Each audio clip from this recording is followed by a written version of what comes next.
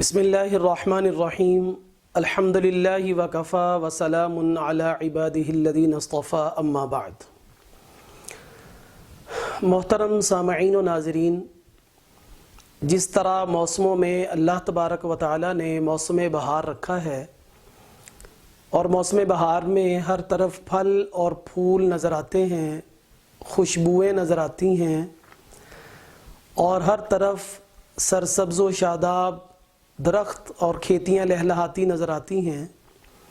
اسی طرح اللہ تبارک و تعالی نے روحانی کائنات کے اندر رمضان المبارک کو نیکیوں کا موسم بہار بنایا ہے۔ اس میں ہر طرف نیکی کے اسباب پیدا کیے ہیں اور نیکیوں کا اجر پہلے سے بہت زیادہ اس ماہ مبارک میں بڑھ جاتا ہے۔ اور بعض اوقات تو ہم دیکھتے ہیں کہ کاروباری حضرات اس بات کو بخوبی جانتے ہیں کہ بعض اوقات سیل لگتی ہے تو اس سیل میں قیمتی چیز بھی کم قیمت پر اور سستے داموں ہمیں میسر آ جاتی ہے۔ اسی طرح رمضان المبارک میں سب سے قیمتی چیز جنت ہے، تو اللہ تبارک و تعالی جنت کی گویا کہ سیل لگا دیتے ہیں کہ اس میں انسان جتنی زیادہ نیکیاں کمانا چاہے وہ کما سکتا ہے اور جنت کو حاصل کرنے کا اللہ تبارک و تعالی سے ذریعہ اور سبب بنا سکتا ہے۔ لیکن اس کے ساتھ ساتھ یہ حقیقت بھی بالکل واضح ہے کہ مصروفیت اور مشغولیت یہ دونوں اللہ کی طرف سے انسان کے ساتھ زندگی گزارنے کے نظام میں لگی ہوئی ہیں۔ بہت خوش قسمت لوگ ایسے ہوں گے جو فراغت کے ساتھ رمضان المبارک کو خوب عبادت سے گزاریں گے، لیکن ہمارا بہت سارا طبقہ ایسا ہے کہ وہ اگر دکانداری نہیں کرے گا، محنت ملازمت نہیں کرے گا تو اپنے بچوں کے لیے پیٹ نہیں پال سکتا اور سحر اور افطار کا انتظام نہیں کر سکتا۔ تو کیا ایسا طبقہ نیکیوں سے محروم رہے گا یا یہ کوئی نیکی نہیں کر سکے گا؟ تو آج کی یہ ویڈیو ایسے حضرات کے لیے جو دن بھر محنت مزدوری بھی کریں گے، روزہ بھی رکھیں گے، دکانداری بھی کریں گے، تو اس کے ساتھ ساتھ ایسے حضرات کے لیے رسول اللہ صلی اللہ علیہ وسلم کی مبارک حدیث کے اندر ایسے لوگوں کے لیے آسان نیکیاں کرنے کا آپ صلی اللہ علیہ وسلم نے ایک نسخہ بیان فرمایا ہے۔ حدیث طیبہ میں آتا ہے کہ قیامت کے دن ایک ندا لگے گی کہ عقل مند لوگ کہاں ہیں؟ تو یہ پوچھا جائے گا کہ عقل مند لوگوں سے کون مراد ہے؟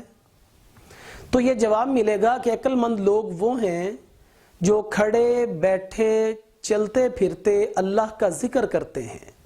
گویا کہ ہر حال میں اللہ کا ذکر اور اللہ کا نام ان کی زبان پر رہتا ہے۔ تو یہ ایسے مصروف حضرات کے لیے آج کی یہ ویڈیو اللہ تبارک و تعالی کے ان انعامات کو جو ذکر پر اللہ نے رکھے ہیں حاصل کرنے کا ذریعہ ہے۔ سیدہ ام ہانی رضی اللہ تعالی عنہا یہ آپ صلی اللہ علیہ وسلم کی چچا زاد بہن ہیں اور حضرت علی شیر خدا رضی اللہ تعالی عنہ کی بہن ہیں۔ یہ فرماتی ہیں کہ آپ صلی اللہ علیہ وسلم ایک مرتبہ میرے پاس تشریف لائے تو میں نے عرض کیا، یا رسول اللہ صلی اللہ علیہ وسلم میں بوڑھی ہو گئی ہوں، کمزور ہوں، اب زیادہ عبادت نہیں کر سکتی،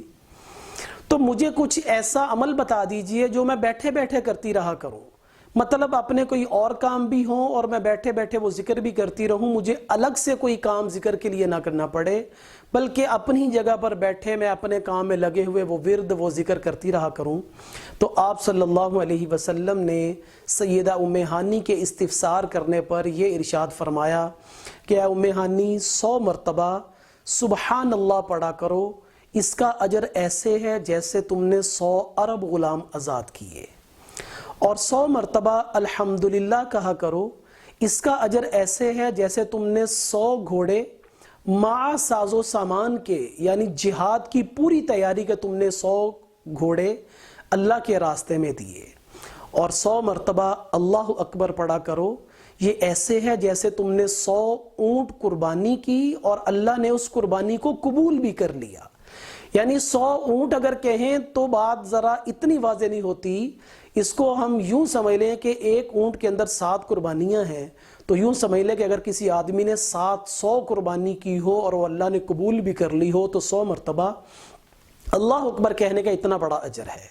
اور فرمایا 100 مرتبہ لا الہ الا اللہ پڑھا کرو، اس کا اجر تو آسمان اور زمین کے درمیان جو سارا خلا ہے اس کو اپنے ثواب سے پر کر دے گا۔ اور ساتھ میں یہ فرمایا کہ ام ہانی، یہ جس دن تم عمل کرو گی